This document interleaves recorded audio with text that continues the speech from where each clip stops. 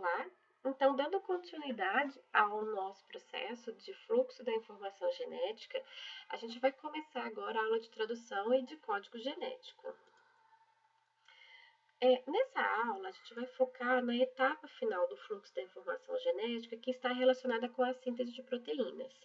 Então, nós trabalhamos com a replicação do DNA e logo em seguida com a transcrição, que são duas etapas que acontecem dentro do núcleo da célula. Depois que acontece, então, a transcrição, a gente viu que esses RNAs precisam ser amadurecidos e depois disso, esses RNAs vão passar através dos poros da membrana nuclear até chegar ao citoplasma, que é onde vai acontecer essa última etapa que vamos ver agora, que é a etapa de tradução, em que literalmente toda aquela informação que anteriormente estava armazenada em ácido nucleico, seja no DNA e no RNA, ela vai ser traduzida agora para a formação de proteínas, ou seja, vai haver uma correspondência daqueles ácidos nucleicos com aminoácidos.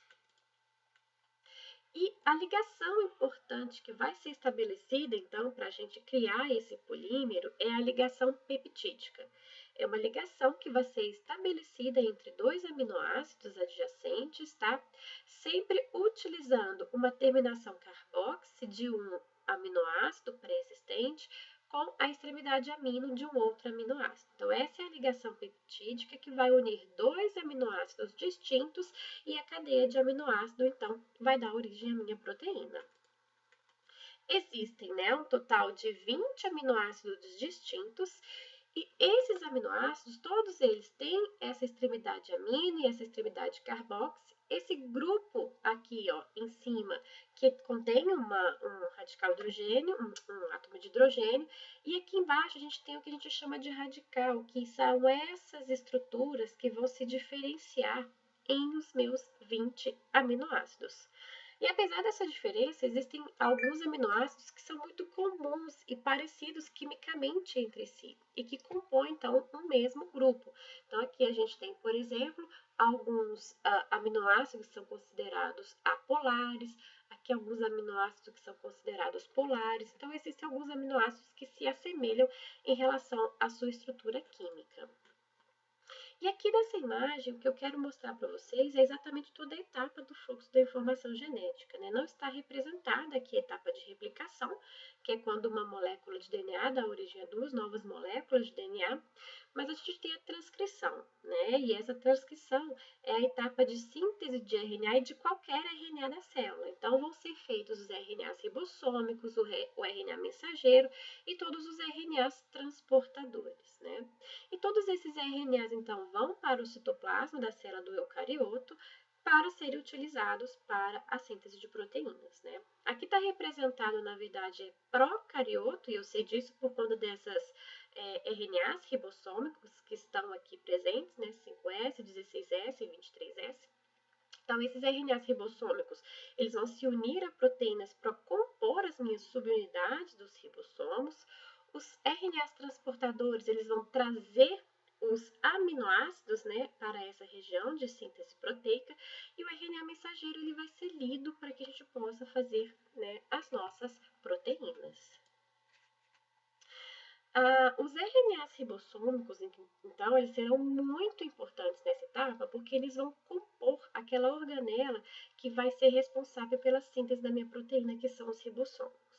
Então, aqui, do lado esquerdo, eu tenho os RNAs ribossômicos de procariotos, né? Então, o RNA ribossômico 16S, ele vai se unir a 21 proteínas e vai compor a menor subunidade do ribossomo. E as subunidades 5S e 23S vão se unir a 31 proteínas ribossômicas e compor a grande subunidade do ribossomo, tá?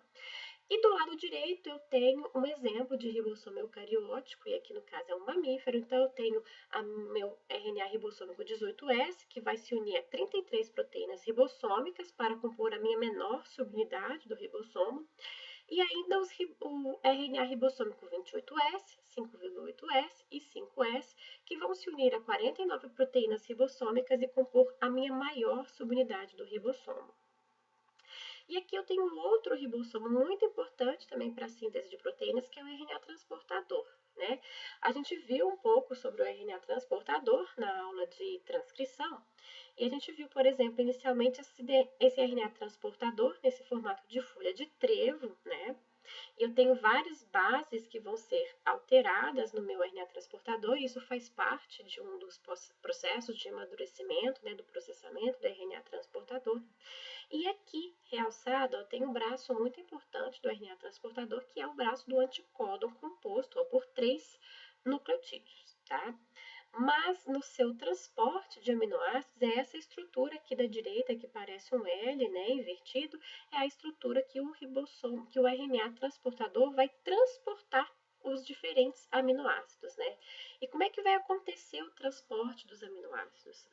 Então, os organismos, eles têm de 30 a 50 transportadores, que se diferenciam entre si, né, em alguns aspectos, como, por exemplo, na trinca do anticódon. Mas todos esses diferentes transportadores, aqui na extremidade 3', ele recebe essa trinca CCA e é através dessa adenina aqui, dessa trinca, que vai ocorrer a ligação do aminoácido para que ele seja transportado. Então, qualquer um dos 20 aminoácidos serão transportados em seu respectivo transportador através dessa adenina, dessa trinca CCA, tá? E como é que é feito esse transporte, então, né? Como é que eu sei qual é o aminoácido que tem que ser colocado, qual que é o aminoácido que tem que ser transportado? Então, muito importante para a tradução é o conhecimento do código genético, né? E o que é esse código genético? Ele não é o sequenciamento do nosso genoma, né? Algumas pessoas pensam que é a mesma coisa e, na verdade, não tem nada a ver. O conhecimento do código genético, ele antecede ao nosso conhecimento do sequenciamento do genoma. E o código genético, ele é simplesmente essa tradução que a gente faz dos nucleotídeos para os aminoácidos e qual é essa correspondência. Algumas afirmações são precisas, né, para a gente fazer em relação ao código genético. Por exemplo, o código genético ele é quase universal. Em muitas referências, vocês vão encontrar, na verdade, o código genético é universal. E eu acho o termo quase universal o mais correto, né? E por que esse termo? Quando a gente fala que o código genético é quase universal, é que se o códon A, o G, especifica uma metionina para a gente, ele especifica uma metionina também para o arroz que a gente come, para o feijão que a gente come, para a bactéria que está dentro do nosso organismo. Então, por isso que a gente diz que o código genético é quase universal. E é quase por quê? Porque existem exceções. São raras, mas existem, principalmente quando a gente pensa no genoma das mitocôndrias, por exemplo. Tá? Então, existem algumas exceções, sim.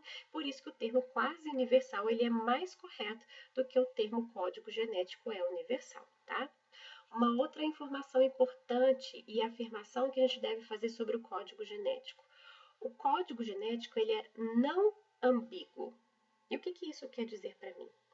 Quer dizer que se, por exemplo, a trinca CUU especifica o aminoácido leucina, ele jamais vai especificar outro aminoácido. Então, toda vez que encontrar CUU, essa trinca vai corresponder a uma leucina.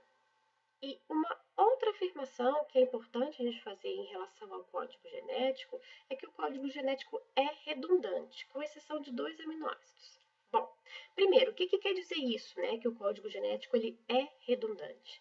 Quer dizer que eu tenho mais de um códon especificando o mesmo aminoácido. Vamos ver o caso aqui, por exemplo, dessa alanina. A alanina é um aminoácido que pode ser especificado, por exemplo, por 4 diferentes códons, como a gente está vendo aqui. Ó. GCU corresponde a uma alanina, GCC também, assim como GCA e GCG. Tá? Então, esses diferentes códons especificam o mesmo aminoácido, por isso que o código genético é redundante. Mas eu disse que existem 2 exceções, e de fato existem, tá? Uma delas é a metionina, que apenas é especificado por esse códon A ou G, e também triptofano, que está aqui em cima, que é especificado pelo códon UGG. Com exceção desses 2, os outros podem especificar, né? Os outros aminoácidos podem ser especificados por mais de um códon. E essa conta, né, tem que fazer sentido, porque se a gente olha aqui para o quadro do código genético, existem 64 códons, tá? Que são essas trincas que correspondem a algum aminoácido. Desses 64 códons, existem 3 que a gente chama de códons sem sentido, que são os códons que não especificam aminoácidos nenhum, que são esses 3 aqui que estão assinalados de rosa, né, que são os códons de paradas, os stop códons. Então, toda vez que aparecer um UAA, UAG ou UGA, não existe correspondência de nenhum aminoácido e a minha proteína encerra naquela posição, tá? Uma outra observação importante da gente fazer com esses 61 códons com sentido é que um deles, que é o códon AUG, ele é o códon de iniciação da tradução. Tá? Então, toda proteína vai começar com o aminoácido metionina, porque o códon AUG é o códon de iniciação para tradução. Tá? Uma outra coisa importante desse quadro genético é a forma como a gente lê esse quadro, né? Se eu dou uma trinca qualquer, vamos supor GCA, onde é que eu vou achar esse GCA e qual é o aminoácido correspondente? Então, a primeira letra eu vou procurar nessa coluna, eu disse GCA, então o G está aqui, o meu aminoácido com certeza está aqui nessa linha. A segunda letra eu vou procurar nessa daqui, ó, nessa linha de cá, eu disse GCA. Então, aqui está o C. Quando eu fizer a correspondência do G e C, ó, só pode estar aqui dentro desse quadro, tá? E a terceira letra eu procuro aqui dentro, tá? E no caso é A. Quando eu faço esse cruzamento, ó, GCA, eu já sei que ele corresponde ao aminoácido alanina. Bom, eu disse para vocês que nós temos 61 códons com sentido, né, que vão especificar 20 aminoácidos, então eu tenho mais códons do que aminoácido, porque o código genético ele é redundante. E lá no início, quando a gente estava falando de transportadores, eu falei para vocês, né, que a gente tem de 30 a 50 no RNAs transportadores. Então, peraí que tem uma conta que não está batendo. Porque se o reconhecimento, né, do códon no RNA mensageiro é feita pelo anticódon que está no RNA transportador, eu tenho mais códons do que anticódons, porque eu tenho de 30 a 50 RNAs transportadores. Então, o que está acontecendo? Nem todos os códons serão reconhecidos? Serão sim, tá? E o que explica isso é a hipótese da oscilação. Tá? E a hipótese da oscilação, ela me diz o seguinte: quando eu tenho dois códons que se diferenciam apenas na terceira posição, como está me mostrando aqui, ó, UCC e UCU, e ambos especificam o mesmo aminoácido, eles podem e serão lidos por um mesmo transportador, mesmo que a gente não tenha, ó, 100% de complementariedade de bases, tá? Então, o que ele está me mostrando aqui, por exemplo, ó, é um único transportador que carrega a alanina, ó, e que está reconhecendo 3 códons diferentes, mas que se diferenciam apenas na terceira posição. Eu vou voltar aqui no quadro do código genético para falar para vocês o seguinte: isso só vai acontecer se esses códons eles especificam o mesmo aminoácido. Então, aqui no caso da alanina, por exemplo, eu tenho 4 códons diferentes que se diferenciam apenas na terceira posição, então eu tenho um único RNA transportador, por exemplo, para o reconhecimento desses 4 diferentes códons. Mas, se eu pego aqui, ó, em cima, quando a gente tem serina e arginina, que são 2 aminoácidos distintos, esses 2 códons aqui, ó, AGC, AGA, se diferenciam em apenas uma única nucleotídeo, que é a terceira posição. Eles vão ser reconhecidos pelo mesmo transportador? Não. E não por quê? Porque eles especificam aminoácidos distintos. AGC especifica serina, a AGA especifica arginina. Então, isso só acontece se os códons que se diferenciam na terceira posição, eles correspondem ao mesmo aminoácido, beleza? Bom, esses aminoácidos, né, que serão transportados, eles precisam ser ligados aos transportadores. E a gente já viu que a gente tem de 30 a 50 transportadores, eu tenho 20 aminoácidos, eu tenho 61 códons com sentido, né? E todos os aminoácidos, eles são transportados pela mesma posição, que é lá naquela adenina da trinca CCA que está na extremidade 3' do transportador. Então, se todos os aminoácidos vão se ligar à adenina da mesma trinca, né? Como é que um transportador se liga ao seu aminoácido apropriado? Então, existem enzimas que vão fazer essa ligação. E essas enzimas são chamadas de aminoacil-tRNA sintetase. Tudo que termina com ase, a gente já sabe que é enzima. E o que essa enzima está sintetizando, então? Um aminoacil-tRNA. E o que é um aminoacil-tRNA? Aminoacil-tRNA é o nome que eu dou ao transportador que está carregado, ou seja, que já está ligado ao seu aminoácido. Por isso que a enzima se chama aminoacil-tRNA sintetase, porque ela está sintetizando um aminoacil-tRNA. Aminoacil-tRNA é o transportador que já tem aqui na sua haste aceptora o aminoácido correspondente que ele deve transportar, ok? Bom, então essa síntese de proteína, como eu disse para vocês, ela vai se dar lá no ribossomo, no citoplasma da célula. Tá? A gente vai ver como esse procedimento acontece de uma maneira tranquila, mas eu queria apenas falar para vocês, né, desses sítios aqui que serão importantes para a síntese de proteínas. A gente vai ver como ele é construído, mas tem algumas informações prévias que eu gostaria de passar para vocês. Então, por exemplo, aqui, ó, temos a letra E, P e A. E a gente chama isso aqui de sítio EPA. E o que são esses, né, sítios EPAs? Imagine que cada letrinha dessa fosse uma porta, tá? Pela porta E é de exit, é de saída, né? Então, o transportador vazio que acabou de deixar o aminoácido para a proteína que está sendo sintetizada, ele vai sair desse sistema por aqui, por essa porta de saída. E as portas P e A, né? Por que elas funcionam e para que elas existem? Então, o P corresponde a peptidil-tRNA e o A corresponde a aminoacil-tRNA. O que eu acabei de falar que é um aminoacil-tRNA? É um transportador que carrega o seu aminoácido correspondente. Então, todo transportador vai chegar por essa porta, pela porta A, que aceita aminoacil-tRNA. Então, aqui, por exemplo, está chegando um transportador com o aminoácido correspondente, que é uma alanina.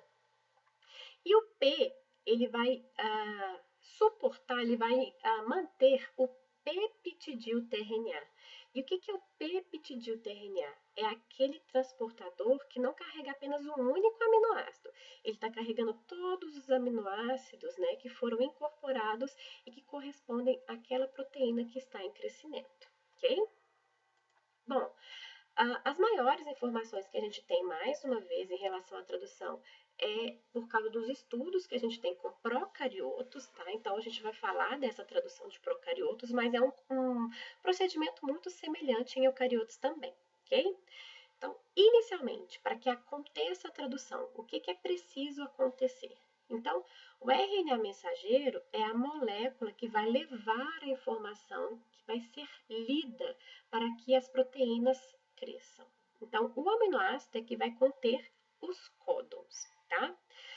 Bom, inicialmente, os ribossomos, a sua subunidade maior e menor, elas têm que estar separadas. E se elas estiverem unidas e compor um ribossomo, não tem como ter o reconhecimento do início da tradução. Por quê? Quem faz o reconhecimento do início da tradução é o RNA ribossômico que compõe a menor subunidade do ribossomo. Então, qual que é a função dessa menor subunidade do ribossomo? É colocar todo o complexo, né, que vai fazer a tradução no local exato de início. É ele que vai reconhecer o início da minha tradução. Então, depois, né, que o menor complexo, que a menor subunidade se ligou ao local exato da tradução, é que a maior subunidade pode chegar e compor o meu ribossomo, tá? Ok. só passar mais uma vez aqui, porque eu quero falar para vocês sobre essa região. Essa região é chamada de região Shine-Delgarno, tá? Então, ela é uma sequência de nucleotídeos que está aqui, ó, no meu RNA mensageiro, e é através da complementariedade de bases da região Shine-Delgarno com um RNA ribossômico 16S, que está lá compondo a minha menor subunidade, é que vai ter o posicionamento correto do início da minha tradução. Depois da sequência Shine-Delgarno, o primeiro AUG que aparecer é o códon de início da tradução. Então, esse daqui ó, vai corresponder ao meu primeiro aminoácido que vai ser incorporado, ok? Então, voltando aqui, ó, depois que a gente posicionou, né, a menor subunidade no local correto, né, e que o AUG, então, foi reconhecido como códon de início, eu agora tenho a possibilidade de chegar o primeiro aminoácido tRNA, trazendo a minha metionina correspondente, ó, e a maior subunidade do ribossomo agora pode chegar e incorporar ao meu sistema. Com a chegada da maior subunidade do ribossomo é que vai ser montado o sítio EPA, tá? Aí vocês vão virar para mim e falar assim, uai Patrícia, mas no sítio P não vai estar presente apenas o peptidil tRNA que está carregando aquele peptídeo de informação? Eu vou dizer para vocês, sim. Então, esse aminoácido que está aqui trazendo essa primeira metionina é o único aminoácido que vai chegar aqui através do sítio P. Porque os próximos transportadores trazendo os seus aminoácidos sempre vão chegar aqui, ó, pelo sítio A, que é o sítio que recebe aminoácido tRNA, ok? Outra coisa que é muito importante, não existe metionina somente no início da minha proteína. Pode ter metionina no meio, lá mais próximo do final, tá? Eu não tenho só metionina no início, não, tá? Então, como é que ele vai saber qual que é o AUG de início? Por causa desse detalhe que eu mostrei para vocês, tá? O primeiro AUG que surge depois da sequência Shine-Delgarno é o AUG que corresponde ao início da minha tradução, certo? Bom, existe uma síndrome, né, genética humana, que é a síndrome de Bowen-Conrad, que é uma mutação de uma única base no gene EMG1 no cromossomo 12, e é um gene que codifica proteínas importantes para o processamento do RNA 18S, que vai compor a nossa menor subunidade do ribossomo. E por causa disso aí, toda a tradução vai ser afetada nessas pessoas, tá? Então, depois, né, que a gente tem a formação agora do meu ribossomo completo, ó, pode haver agora a chegada do meu segundo aminoácido tRNA. Então, agora, no sítio A, houve a exposição de um novo códon, que aqui no caso é GCC, e aí eu vou chegar, então, o aminoácido tRNA com o anticódon, né, correspondente, trazendo a minha alanina. Ok, depois que chegou o segundo aminoácido tRNA, é preciso que se estabeleça uma ligação peptídica entre esses dois aminoácidos que estão aqui, ó. Então, depois com a chegada do segundo aminoácido tRNA, trazendo o meu segundo aminoácido, o aminoácido que está aqui, ó, nesse primeiro transportador que está no sítio P, ele vai se desligar do seu transportador para que ele possa ligar ao aminoácido através de uma ligação peptídica. Quando essa ligação peptídica é estabelecida, agora sim o meu ribossomo ele vai se deslocar. Tá? Ele vai se deslocar para que um novo códon seja exposto no sítio A. E esse transportador aqui agora, ele não é mais um aminoácido tRNA. Ele tem dois aminoácidos, então ele não pode mais estar nessa porta. Ele tem que vir para essa porta aqui do sítio P, ocupar o sítio P. Então, o meu ribossomo vai se deslocar. Ele se desloca de códon em códon, ou seja, a cada 3 nucleotídeos.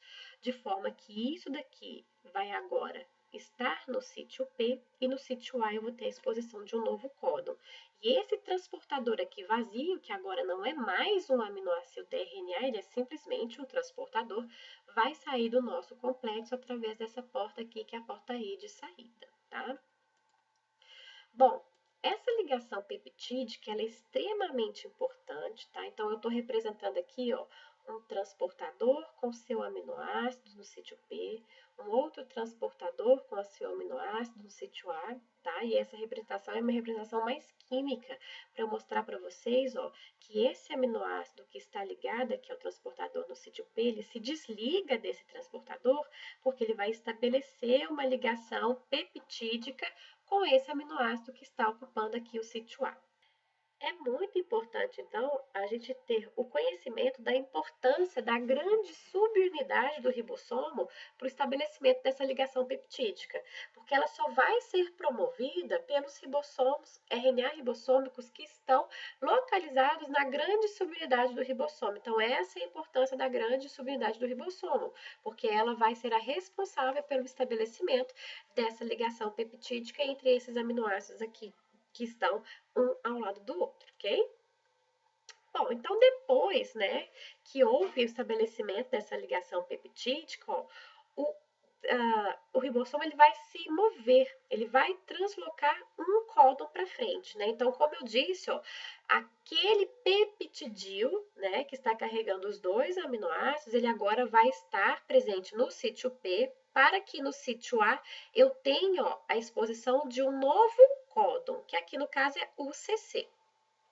Com isso, eu vou ter a chegada do terceiro aminoácido-tRNA, que vai trazer o aminoácido correspondente. E ele vai fazer esse reconhecimento através da complementariedade de bases, ó, do códon que está presente no RNA mensageiro e do anticódon que está presente no aminoácido-tRNA. Então, com a chegada desse terceiro aminoácido tRNA, a gente vai então estabelecer uma ligação peptídica agora entre aquele segundo aminoácido, que era uma alanina, com esse terceiro aminoácido que acabou de chegar, que é uma serina. E esse aminoácido agora ele se transforma em um peptidil tRNA. E esse transportador agora, que não tem nenhum aminoácido carregado nele, precisa sair. E ele vai sair porque o ribossomo vai se deslocar, esse transportador vazio vai sair através do sítio E, esse peptidil, ó, vai ocupar o sítio P, e aí no sítio A eu vou ter a exposição de um próximo códon para que chegue um novo aminoácido tRNA correspondente, tá? E é dessa forma, então, que a minha proteína ela vai crescendo, tá joia? Até que no sítio A eu tenha a exposição de algum daqueles 3 códons de parada. E aqui eu tive, ó, a exposição do códon UAG, que é um códon de parada. É importante a gente lembrar que são códons chamados de códons sem sentidos, então não existe aminoácido correspondente. Então não vai ter o reconhecimento desse códon por nenhum aminoácido tRNA, por nenhum transportador. E quem vai fazer o reconhecimento desses códons de parada, portanto, são proteínas chamadas de fator de liberação.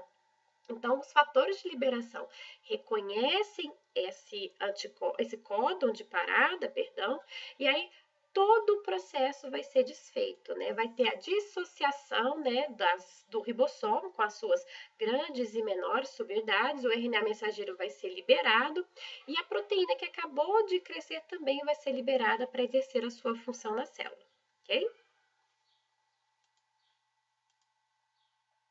Essa etapa de tradução, ela é alvo de vários antibióticos, tá? E por que isso acontece?